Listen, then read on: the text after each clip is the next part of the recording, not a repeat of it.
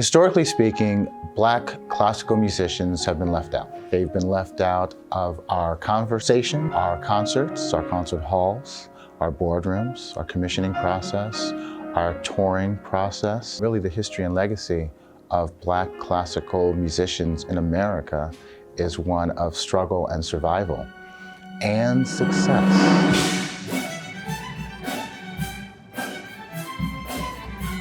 Because despite all of these things, the artists who came before me were able to forge really important careers. Marian Anderson, William Grant Still, Nina Simone, and even now, Solange. These are great artists doing great work who happen to be BIPOC artists or self-defining artists. I think the future for Black musicians and brown musicians in classical music is very bright. I think that the New Jersey Symphony is part of that light and legacy.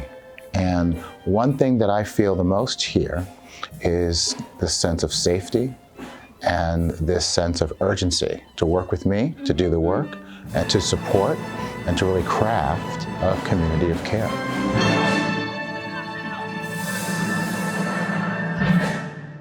My name is Daniel Bernard Roumain, DBR, and I'm the resident artistic catalyst for the New Jersey Symphony. I'm a Black Haitian American composer and violinist, educator.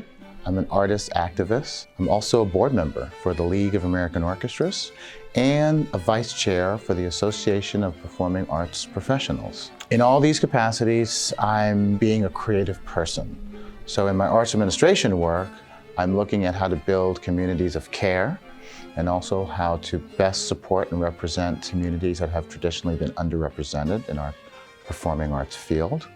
And as a composer and violinist, I'm creating work that speaks directly to issues surrounding diversity, equity, and inclusion, to issues surrounding social justice, and to issues surrounding Black joy. I think the history of Black and brown classical musicians and the music that they created is fundamental to our understanding of American classical music. And I think that you can look to some of the earliest collaborations between Black and brown people in this country who brought their own music and how it became integrated with more European styles. America's greatest natural resource in some ways has been its collaborative imagination.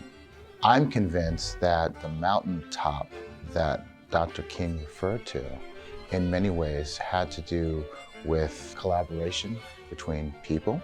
And this orchestra is rising in that same way in its collaboration with so many different artists of so many different ethnicities and cultures and races. And I feel so fortunate and so blessed to not only be a Black Haitian American composer, but to work with this orchestra as a full and whole person, to bring the totality of my humanity to my creative process. And that in many ways really is the future of classical music. It's a question.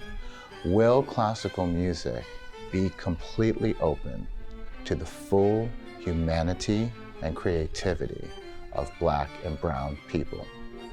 We will see.